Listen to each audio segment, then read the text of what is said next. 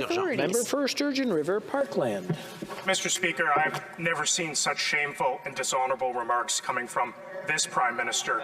My great-grandfather flew over 30 missions over Nazi Germany. My great-great-uncle's body lies at the bottom of the English Channel.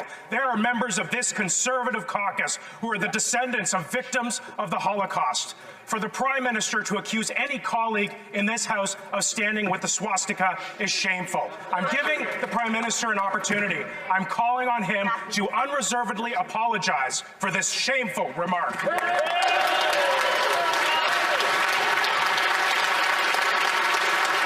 The Right Honourable Prime Minister.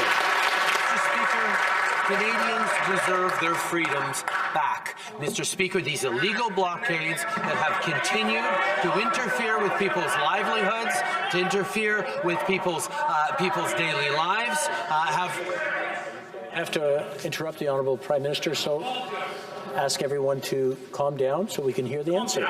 The Right Honourable Prime Minister. Mr. Speaker, the measures put forward in this Emergencies Act are proportional, are responsible, and quite frankly, are completely folded within the Charter of Rights and Freedoms. The steps that we are taking are important and measured to restore order and freedoms to Canadians in this country. That is exactly what we are doing. Well, member for Sturgeon River, Parkland.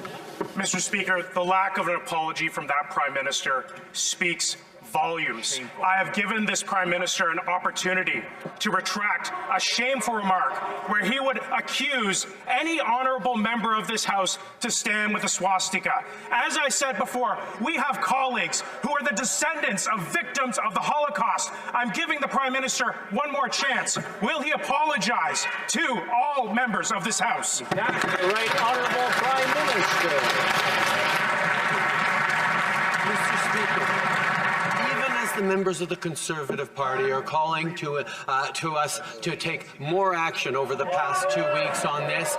They continued to stand with and encourage these illegal blockades. Mr. Speaker, Canadians are watching carefully and see exactly where the Conservative politicians who've stood with those blockades are standing. We will stand on the side of Canadians who deserve their lives back, who deserve their livelihoods back. Member for Sturgeon River, Parkland. My apologies, Mr. Speaker. I didn't write these out.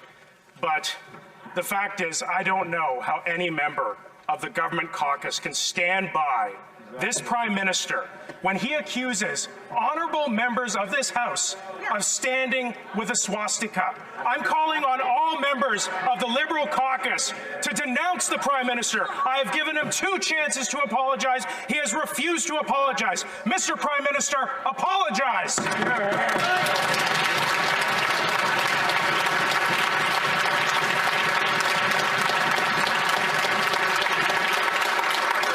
Once again, I want to remind the honourable members, I know this is getting emotional, but place your questions through the Speaker, not directly to each other. The Right Honourable Prime Minister. Thank you, Mr. Speaker. These illegal blockades have been going on in Ottawa for 20 days now.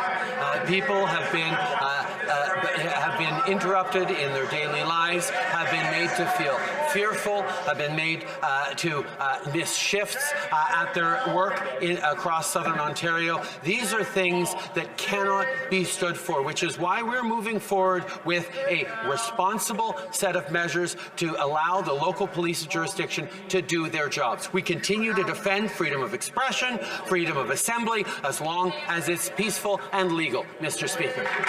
The honourable member.